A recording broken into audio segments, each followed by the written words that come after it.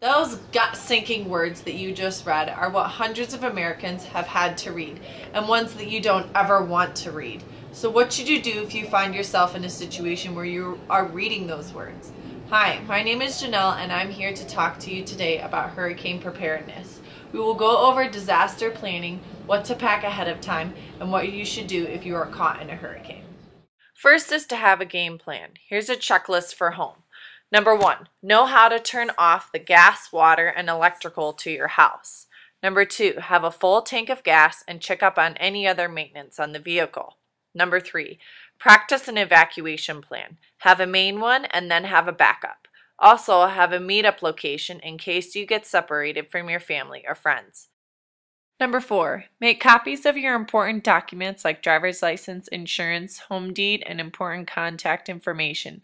Leave these documents at a friend's home that is well beyond reach of a hurricane and have them secured in a safe location. Number 5, stock up on these items to have in your home. The amount will vary depending on how many people live in your house. Redundancy is okay. Make sure you also prepare a go bag. This could include a backpack or a sling bag, something small enough to carry on your person. Items in your go bag will be similar to what you have at home, but in smaller quantities and geared to help you survive until you can get to safety. Number 6, cut plywood the size of all the windows and doors of your house and have them ready to be bolted when needed. Now you've done all your preparation and you hear on the news that there is a hurricane watch. This means that there is heavy rains and wind speeds at 50 miles per hour or more. At this point, you should do the following. Number 1, make sure you bring in any loose furniture, like tables, chairs, this sunshade, anything that could blow around and cause destruction. Second of all, you want to make sure you secure the outside of your home, like windows and doors. Make sure you have plywood secured on the outside. To make sure you know how to turn off the electricity, gas, and water to your home as well. Fill up your bathtub with water so that you have extra clean drinking water and bathing. And finally, make sure that you put all those important valuable electronics and documents in a watertight container. Make sure you keep in touch with the news, whether it be on your cell phone, radio, or TV.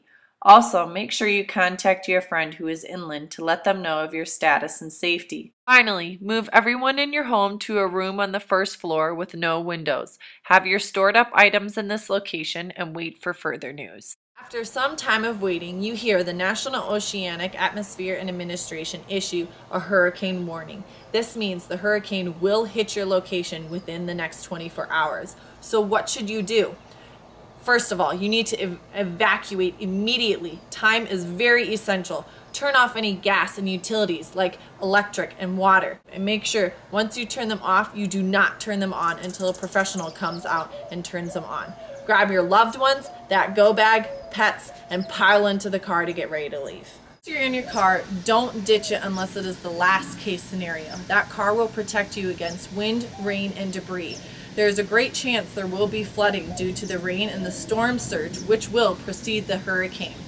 If you find yourself surrounded by flood water or your car goes out of commission, you need to leave it and find shelter immediately. You don't want to get crushed by debris, trees, or swept away by water. Find shelter immediately. While traveling, stay low to the ground and move from cover to cover, like trees, cars, anything you can find. An injury could be life-threatening, and medical personnel will not be close by. Once you have found shelter, make sure you find that central room with no windows and on the first floor. If flooding does occur, make sure you move up the levels of the house. Avoid the attic at all possibility because if the roof gets torn off, you will be exposed to the elements. The eye of the hurricane is the middle of the storm. It is a short period of time where the weather is very calm. Use this time to quickly refortify your position, but remember that the other side of the hurricane will come from the other direction soon. Finally, once the hurricane winds and flooding has died down, go to a spot that emergency personnel can find you, like the roof, but don't depend on the government to save you. Make sure you stay out of the water. There's dangerous debris and dangerous animals like alligators.